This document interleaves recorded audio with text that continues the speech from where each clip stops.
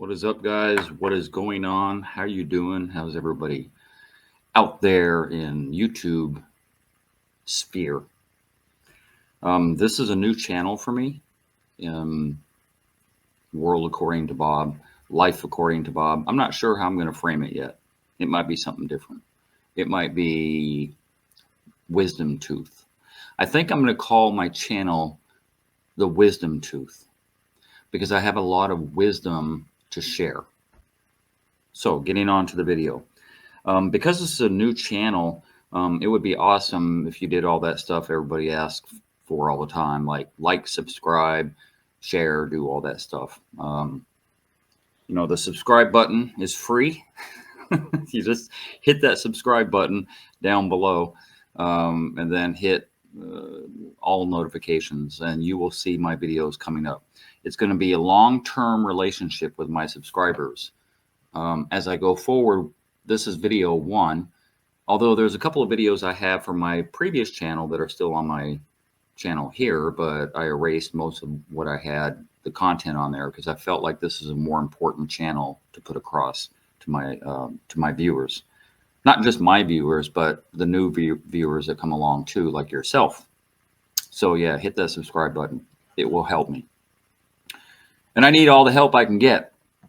So, long story short, or as it were with me, short story long, because I tend to tell too much information rather than not enough, because I don't know what people need to know. I don't know how much knowledge somebody has. I had a heart attack. Yeah, point blank. I can't mince words. I can't, oh, it wasn't that bad and all that stuff. I want to feel as a man that it wasn't that bad, but it was pretty bad. It was so bad that the artery in my heart that it affected was what they call the widowmaker. They call it a widowmaker for a reason. So I'm going to get on to telling my story, my experience, as it were, with what happened. I am 2 weeks post-op.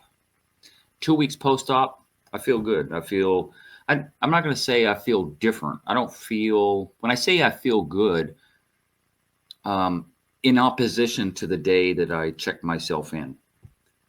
Yes, I feel good. I feel much, much better than that day. But prior to that, I didn't feel bad. And I don't feel bad today. Like, nothing's changed. The only thing that changed was that little hiccup, that little 2.5 days that I spent at the hospital. Other than that hiccup, I don't feel any different. Because it was funny when I got out, and I'm going to tell the whole story going forward. When I got out, I told a few people that I know, hey, I had a heart attack, a couple days ago. And they're like, oh, and you're walking and talking and moving around? I'm like, yeah, like, why wouldn't I be? I don't know what it looks like. Like, this is all new territory. This is something that I've never experienced before. I've only heard about it. I'm 64 years old, and I've never had any type of major health issue, which is kind of weird because I've met people that are in their 40s or even their 30s on occasion, or definitely in their 50s, that, oh, my back, oh, my knees, and I have this gallbladder issue and I had my spleen removed and blah, blah, blah. And it's like, wow, like, what kind of life are you living? Like, how did this all happen? Like, I'm just curious. It's kind of rude to ask somebody like, questions like that. But those are the questions I have in my brain because I skated through life basically, like injury and illness free. Like injury, a couple of small little things, little bumps along the road, but nothing major. Never broken a bone, and let alone no illnesses. So that being said, there are some things that are hereditary. So I'm not going to call it an illness, but I have celiac disease. And celiac disease, if you don't know, you have little tolerance for gluten. And I found that out about 4 years ago. I think it was 4 or 5 years ago. It only changed my life, my lifestyle, because I started getting gluten-free stuff. I went to Whole Foods and different places and got gluten-free. You know how disgusting that stuff is? And yeah, no. So I didn't follow that regimen at all. In fact, everything kind of leveled out about a year after that because I didn't stick to that gluten-free diet. I just, everything that I normally eat, bread and all that stuff, normal. That being said, the major thing that hit me 2 weeks ago was kind of an eye-opener, was kind of an epiphany. I've always been aware of my mortality. From very, very young, I was very aware. I have a whole life story that I'm going to share on my channel with, according to Bob, Life According to Bob. Which way is it? This here. I can't figure it out. Life According to Bob. I'm going to share lessons through my life that I've learned. And some of those lessons when I was very young, I grew up during the Vietnam War era, and I used to have, one of those bracelets, that POW bracelets and stuff like that. And so I was just acutely aware of my surroundings and acutely aware that, I could die at any time when I was young, like young teenager and all that stuff. I joined the Army. Yes, I'm a veteran. I joined the Army when I was 17, and I was nowhere near the place that I'm at now in my brain. And I'm going to get through that too, because I have a lot to say about that at 17 in the Army, 18, 19, 20 years old in the Army. So that's going to be on a future post that I put up here. Again, lessons, very important lessons. And I have a boatload to share. Yeah, when I was in the Army, I could die. When I went through airborne school and jumped out of a plane for the very first time, with only 2 weeks of training at airborne school, and I'm like, yeah, I could die. It was funny. I'm not going to go through everything about that, but it was funny because I wrote a will. I wrote a makeshift will. It's like, if I die on this jump, everything goes to my mom and my sister and all this stuff, and I put it in my locker. It was funny. I'll get to that later, but I want to talk about my experience and what happened with me with my heart attack. And I'm going to try and hyphenate my videos going forward on this channel because I tend to talk a lot, and I'm going to try and make it at the 20 to 30 minute mark. If I can do them shorter, I will. Let me know in the comment section if you'd rather hear me talk longer or hyphenate, because I like to give detail, and some people are like, get to the point, and everything is a point. Everything is a point. It's just me verbalizing what's in my brain, basically. Anyway, the story began about a month ago. And so it was just a normal day like any other, summer day here in Atlanta. And I was outside just enjoying the weather, the sunshine and all that stuff for a couple of hours. Like nothing was going on. I wasn't being active. I wasn't doing anything, physically doing anything. But at a certain point, in the early evening when things cooled off, I'm like, I got to go mow my lawn. And mowing my lawn, is like very arduous because I don't have a riding mower on purpose, because I don't want a riding mower. I want to be able to physically push the mower around. Well, it has an assist on it. But it takes a while. It takes about maybe 30 minutes on the front end and about maybe at least that on the back end. So I thought, well, let me do the front first. So I came inside from outside, and as I came inside and stepped through my house, because I was going to go gas up the lawnmower, I had this pain in my chest. And when I say my chest, my upper chest, this pain, it's hard to describe, but it's almost like if you just took my muscle here and had handles and just stretch and stretch and stretch and stretch, and you can't stretch no more, and then you stretch more. Like that pain was just overwhelming, and it radiated, and don't get it wrong, it radiated through my right and my left arm. So imagine from right here, your wrist, all the way to your shoulder, the same thing is happening. It's just stretch, stretch, stretch, stretch, stretch, stretch, till you can't stretch no more, and then you stretch again. That pain, the best way I can describe it is like the worst toothache you have here. That's how it felt. And so it was like a conjunction of this arm, that arm, in my chest, like where I just felt stretched to the max. And I'm like, holy moly, ooh, this is not good. And I lay down on the floor. And whatever position I was in would not eliminate it until I lay flat on my face. About 2 minutes, maybe 3 minutes later, it dissipated. Almost as fast as it began, it went away. I'm like, ooh, that wasn't good. Now, here's the thing. I used to be a fireman. And I'm going to get into that story too on my channel. So there's going to be life lessons to learn about my time in the fire service, because I got stories. And I have the do-over, like, would you do that over? Like, no, I wouldn't, because of some of the mistakes that I made when I was young. Now that I'm older, hindsight's 2020. What I learned as an EMT, as a firefighter, is that when somebody has a heart attack, it's as if an elephant is sitting on your chest. Like you can't breathe, you feel this pressure on your chest, and you're having a hard time breathing, and a pain radiates up your left arm. Period. Never heard about this stretching of the muscle stuff that was going on with me. So when that incident happened, I didn't give it a lot of credence. It was like, oh, okay, that was really weird. But, we go through changes when we get older. Even with my reading glasses kicked in when I was about 41, 42. I can see fine, except, the mice type that they put on all the labels. So it's only like 1.5. It's not bad. It could be worse. So I'm like, oh, okay, that was weird. I get up off the floor. I'm like, okay, let me slow roll this. Let me put some gas in the lawnmower and all that stuff, and, get started.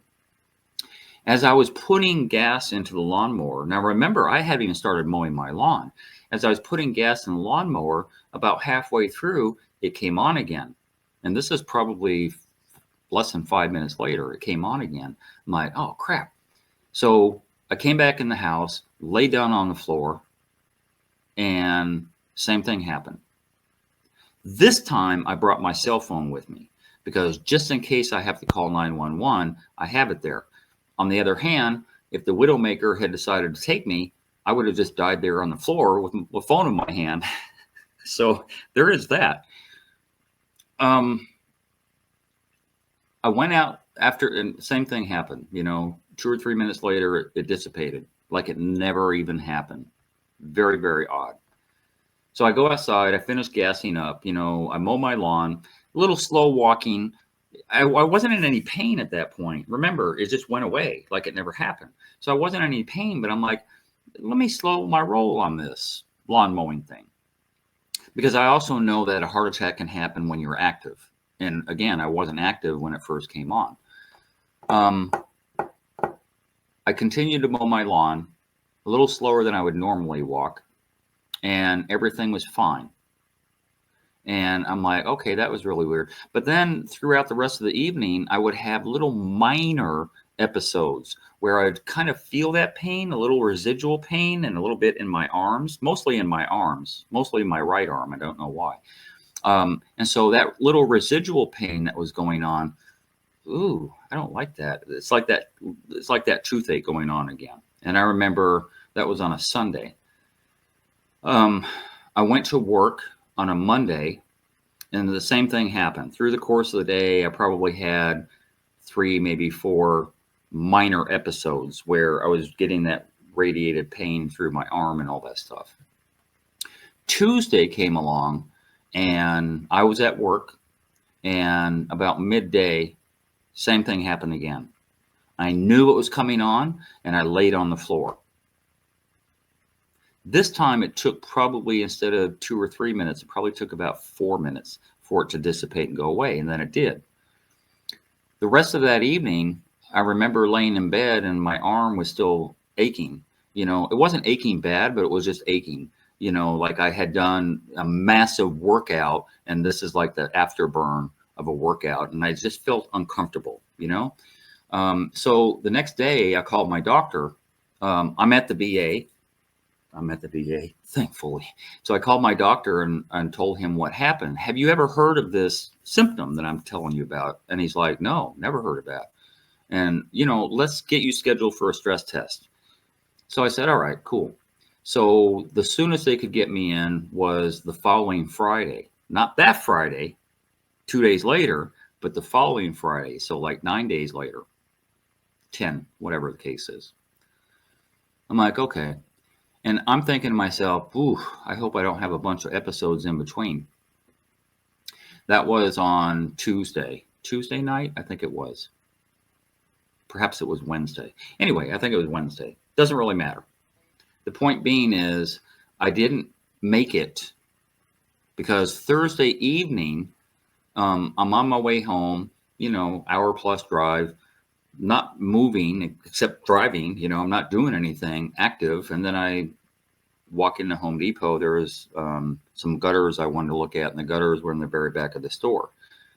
When I went over to the gutters and just started looking, it started again.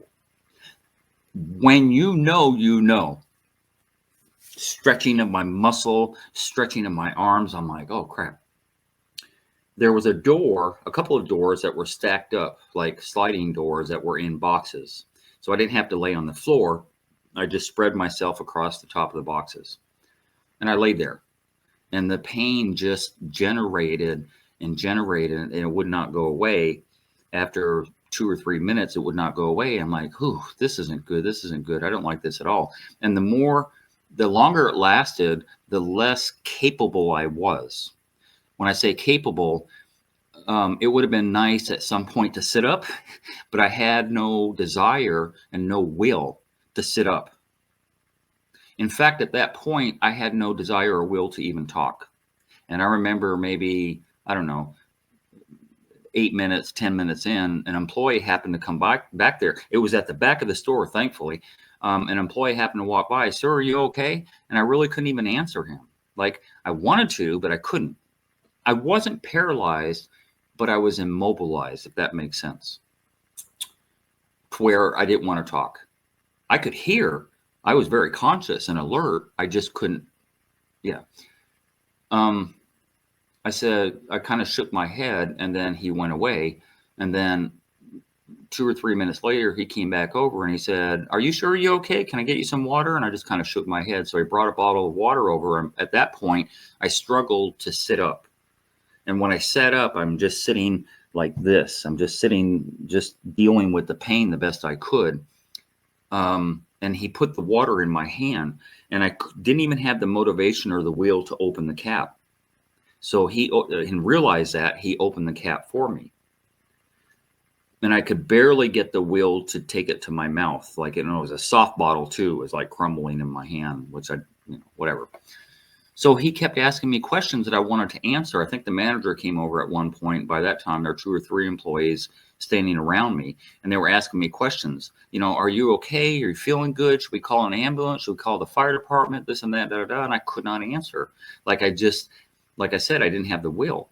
When it got to the point where they asked me again about the fire department, I'm thinking to myself, they'll do vitals, because having been a fireman, I know, and I want my vitals taken. I want respiration and pulse and, like all that stuff, blood pressure and all that stuff taken.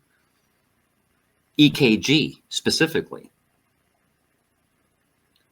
Fire department is called, this is probably good part of 20 minutes.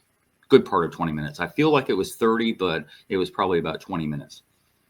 About a minute and a half or so before the fire department actually came to me, about 4 or 5 guys, it went away. It's the weirdest feel to just have it dissipate. And which was kind of concerning to me, because it's like, this is the longest it ever lasted. And so it was really concerning, which is why when the fire department there. And so I sat up, or I was already sitting up, but then I was able to talk. And I apologized to the store manager that I couldn't talk to him. I'm like, "Sorry, sir, I couldn't talk to you." And he's like, "Oh, it's okay, da, da." So the guys put the BP cuff on and, checking, my temperature and all that stuff. Didn't have a temperature. My blood pressure was normal. My pulse, 60 beats a minute, maybe 65 or something like that. I've always had that. I'm not really per se an athlete, but because of my work, I've been athletic, if that makes sense, because I'm moving around all the time. I'm not sitting behind a desk through really my whole life. And so that's probably a bit of a saving grace for me. But they didn't have an EKG machine. And it's like, none of you guys are paramedics, are you? And they're like, no. And I'm like, oh, crud. So the fire guys asked me if I wanted to go to the hospital. And I'm thinking, when you go to any hospital, ER, it's paperwork first. It's like, we want to know, cha-ching, cha-ching, cha-ching, how you're going to pay us for this treatment. You know, I mean, unless you're coded, like, for people that don't know, if you're coded, that means you're unconscious. That means, you know, this is like, you know, lights and siren and all that stuff. And then they will treat you without all that stuff. But you're conscious, yeah, they're going to be asking for payment. How are you going to pay us before we even treat you? So I did not want to go to the hospital. And I asked them if they could take me to the VA, and said, no, we can't do that. Will the ambulance take me to the VA? No, they won't do that either. Okay, then don't call an ambulance. I'm good. I don't know. You know, the thing is, men have a tendency of ignoring our health. And I don't. For the last 5-6 years that I've been with the VA, my doctor is so good about everything, about like, what do you call it? Preventive maintenance. So, you know, I've had vaccines on different things through the years, you know, way prior to COVID. You know, I've had, you know, hepatitis and shingles vaccine and all this other stuff that she could come up with that could affect me later. So I'm very proactive about that. I smoke. So every year I get a scan on my lungs to see if there's any nodules, you know, and you know, we follow up on that and all that stuff. So I'm very proactive with my health, except for this, because this is out of the blue and I didn't know what to make of it. So I excused myself. I thanked the guys for coming out, et cetera, et cetera. And then I got in my truck and I drove home because I was hungry, because by that time it's, you know, 6:30, 7 o'clock at night. And I was hungry. So I decided to drive home. I actually didn't cook. I actually picked up something to go and came home and ate it. The VA has a, for lack of a better term, a medical crisis line. So it's not a suicide line, but it's a crisis line where you can talk to a nurse. And so I described what had happened to this nurse, the way I'm telling the story now, but, you know, a little shorter. And I said to her, do you think it's a good idea to check myself in? And she's like, sir, I can get you to the nearest hospital. Give me your zip code and all that stuff. I'm like, no, I'm not talking about a hospital. I'm talking about the VA. The main VA for me is an hour drive. And she said, off of my professional opinion, if you were a friend or a family member and describe what happened to you, I would suggest you go. So I said, okay, I will take that as a hint and I will go. So I finished my dinner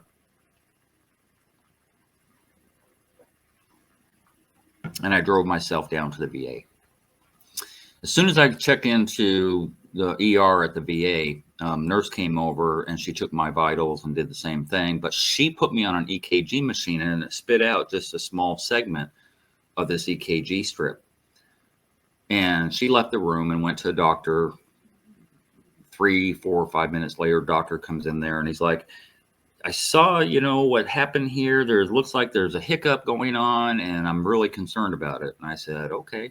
And he said, I'm going to reach out to Emory. Emory is probably, I don't know, 8 minutes away from the main VA. Emory Hospital, if you don't know, Emory College University is like the creme de la creme of hospitals in Metro Atlanta. So the doctor reached out to the cardiologist at the VA. This is 10 o'clock at night by this time, 9:30, 10 o'clock. Reached out to them and came back to me a little while later and said, you know, I reached out to Emory, the cardiologist that's on staff right now, and his team and all that stuff are really excited to meet you. Like, excited to meet me? Are they bored? You know, like, they're excited to meet me. And he's like, you know, we want to send you over there. We want you to get proper care. And, you know, we really don't have what you need, which he didn't tell me at that time. We don't have that type of care here. So we're going to call for an ambulance and have you sent over to Emory. Yeah. So I asked the ambulance driver, can you do code 3? Lights and siren. I've never been on an ambulance before as a patient. as an EMT back in the day in the 80s when I was a fireman, yeah, I've been on an ambulance, but like I'm working on the patient. I'm not the patient. So it was a very weird experience to be on the gurney and code 3 and all that stuff. So it was kind of cool. Remember, I'm okay at this point. So I just feel weird as a normal, ticking human being that's breathing that has no issues, be it not for what had happened hours earlier. So I get to Emory, and the doctor, the cardiologist, such an intelligent, like very learned, very capable doctor. And I praise him in every way, shape, or form I can, because he was excellent and his team were excellent. And that because as they, like he greeted me and he's talking to me on the gurney as I'm going up, somebody else is pushing me. There are 2 or 3 people surrounding me. I'm going through I could not figure out that mouse maze if somebody paid me. If they took me where they took me again and I had to find my way out, I couldn't do it. We were going up elevators, down hallways, left turn, right turn, and all that stuff. I had no idea where I was at, but I do know I was in an operating room at that point. The doctor's talking to me, joking and all that stuff, and blah blah blah. They took my clothes off, put the gown on, and all that stuff, and they gave me an IV here, gave me an IV there, then into my wrist and all that stuff. And I had needles and tape all around me and all that stuff. And remember, I'm conscious the whole time. I'm able to speak and, yeah. And so there's a screen just off to my left, like this TV screen. And long story short, which I cannot do, sorry guys, they catheterized me through my wrist. So let me just fast forward. So I ended up with a stent. And if you guys don't know what a stent is, and again, some of you guys probably have some of this knowledge about stuff, which I don't, unfortunately. So I'm gonna kind of go through a little bit of show and tell here, because I feel like people that don't know what you don't know. I'll put it like that. So this is the LAD artery, lower ascending. What is a D for? I can't remember now. I think it's lower ascending or left ascending. I think it's left ascending. Anyway, this is the blockage. Where the arrow is, that's the blockage. And even though it says 80% up there, mine was 90%. 90% of the Widowmaker was my blockage. Crazy, which I did not know. So when they catheterized me, and you can't see it anymore, I had it for about a week and a half. There was a little scar thing going on. I put a little red dot on it, which is right there. I can't show it. So the needle that goes into your wrist is your carotid artery, and they push that thing, that wire and all that stuff all the way through. It's amazing. Like, this has been around for a while, I know, but this is all new to me, so it's mind-blowing. And they push that all the way through and into your heart, and they know exactly they're going to push it into this. They're going to push it into here. How do you know? How do you navigate? Like, how do you navigate this needle all the way through here? I mean, this is the professionalism and the mind-blowing that I went through when I realized what had happened, because this is all after the fact. I'm not really watching the screen. I know they have a screen up there, so that, it's a roadmap for them, but I'm not watching it because I'm just trying to deal with everything else that's going on. Again, I've got needles in my arms and all that stuff. I'm laying down. Every once in a while I looked over, this again, when I looked over, I could kind of see the team doing what they're doing, and they were talking as if this was like, I don't know, like a football game, and the coach was talking to the players. Like everybody had a position. Everybody knew what they were doing. When the doctor said something, they gave the right answer. And when they said something, the doctor gave the right answer. It was a well-oiled machine. I'm going to put it like that. I was in there for probably, I'm guessing, pushing about an hour. And I've heard online where, the procedure takes like, 10, 15 minutes and stuff like that. I don't know where they get that from. I was there for probably the good part of an hour by the time everything was said and done.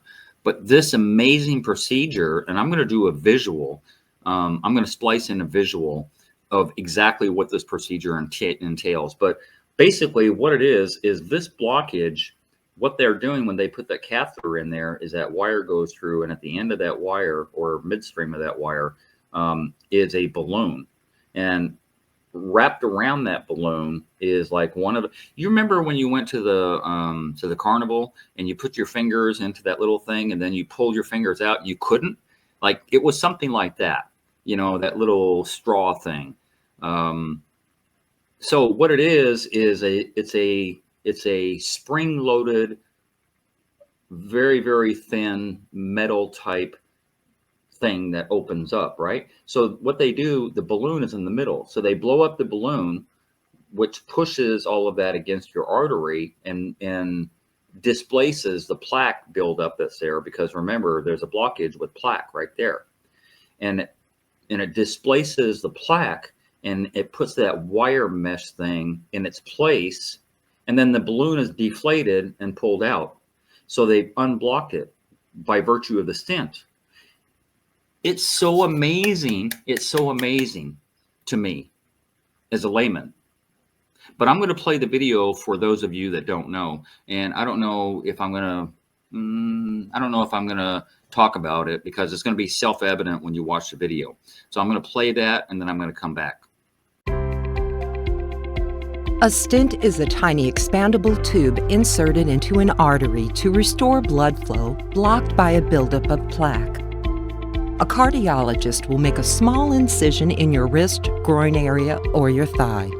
Together with the stent, a small flexible tube called a catheter with an inflatable balloon will be inserted and moved to the blocked artery. The balloon is inflated, pushing the buildup of plaque against the artery walls to open the blockage. The balloon is deflated, and together with the catheter, it is removed, leaving the stent in place. Now a permanent part of your artery, the stent will hold the artery open and keep it from closing again. Following your stent procedure, you may be discharged within a few hours or the following day. So yeah, that's the procedure.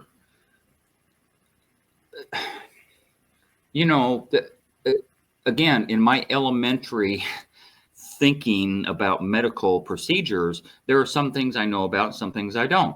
I've known about stents. I've heard them before. I know what they are. Well, I didn't know exactly how they worked. And I still am at a loss as to how, like doctors work on dead people all the time. My dad actually gave his body to UCLA medical school so that they could, do what they have to do. So cadavers are a good training ground for procedures like this, but it just still amazes me that this is around. Like, what did they do before this to save your life? So against my better vocabulary, because the doctor is like, you had a heart attack. And I'm like, yeah, I had a hiccup or something like that. Prior to the procedure, when I realized and I saw my own x-ray that was going on like this, I'm like, yep, I had a heart attack. And it's a hard thing to admit for me. It's a hard thing to come to terms with. So now I'm on a bunch of drugs. Now I'm on a statin. Statin is somebody who eats a lot of cholesterol stuff, and I do. So I have to cut back on noodles and rice and, harsh dairy products and yada, yada, yada. The list is just incredible. I don't know how I can assimilate, because it's almost like the gluten thing I was talking about earlier, where it's like, oh, this is too much work. This is too difficult. This is kind of bland and all that stuff. And I know some of this dietary stuff isn't bland, like fruits and vegetables, which have never been in my purview-ish. Fruits once in a while, but, they rot if you don't eat them fast enough. Same thing with vegetables, just not in my purview. My idea of vegetables is a can of green beans. Ho, ho, ho, green giant. Poured in there, same as corn or whatever, green beans, corn, stuff like that. That's arguably, yes, it's vegetables, but it's not fresh. So I'm on statins, I'm on blood thinners, and the blood thinners, let me tell you, I'll probably do a follow-up video to this video because there's a lot to know if you guys don't know. The blood thinners make you bleed easier, make it more difficult to clot. So if you have one little cut, it's the blood's coming out like water instead of the thick blood that you're used to that you can put a Band-Aid and stop it. With a blood thinner, you get cut and it kind of, like I said, it's like water. You keep dabbing it, it keeps coming out. You put a Band-Aid on it and 2-3 hours later, pull the Band-Aid off and, you're bleeding again. So there are products out there. I say product because I don't know of a medication that would fight that.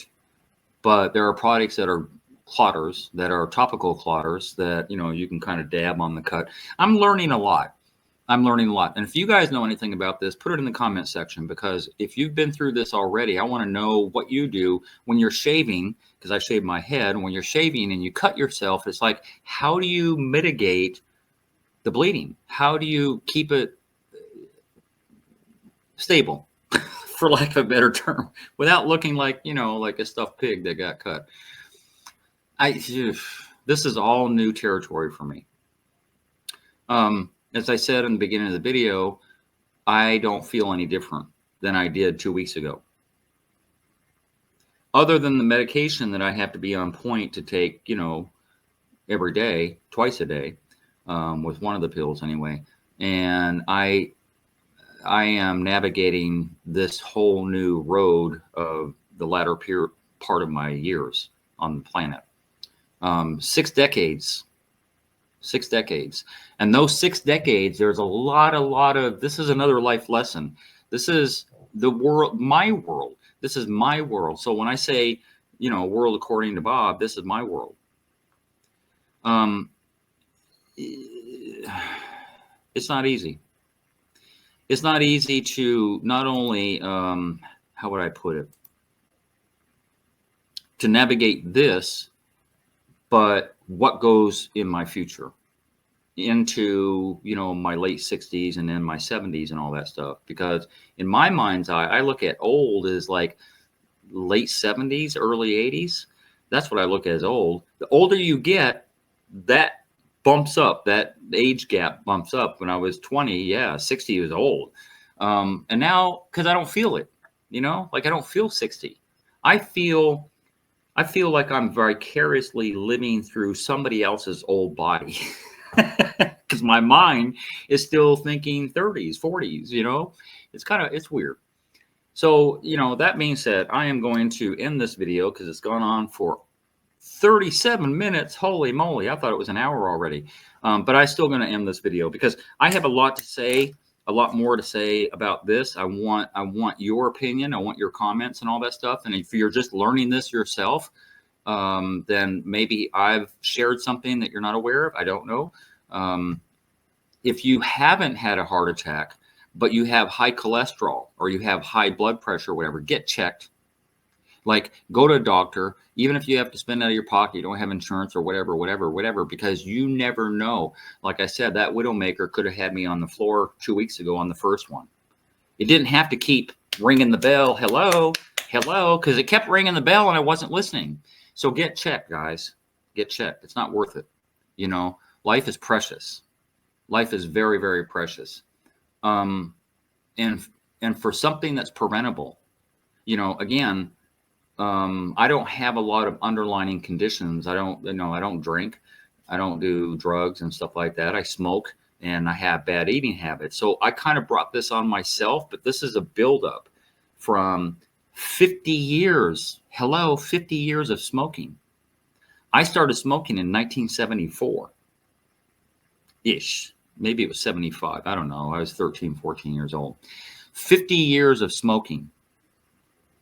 I brought this on myself. A good part of at least 30 years of not eating right combined.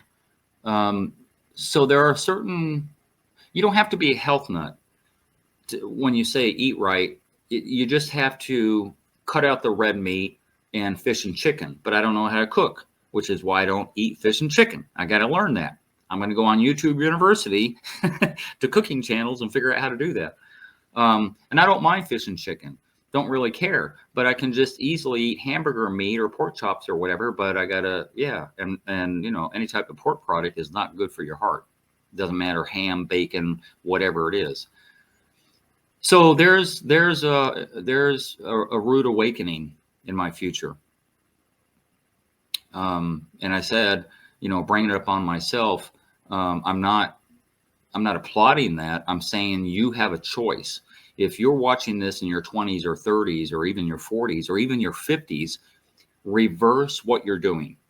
You know, get with the Heart Association and go through some of their stuff online and find out what you can do to kind of stymie any of this buildup of cholesterol.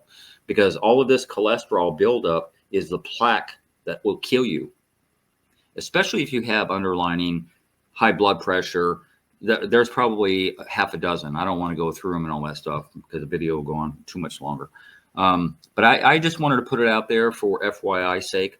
I'm going to be on my channel focusing in going backward in time and not forward. Well, I'll go forward too. If I have hiccups along the way, then I will post those videos of any hiccups that I have one way or the other.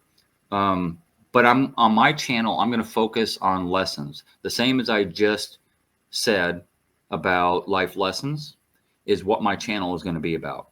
Going backward in time. All the things coulda, shoulda, woulda. When I was 13, 14 and took up smoking. So stupid. And I got a story about how that happened. I got a story about every portion of my life and that do-over that I wish I could go back and do.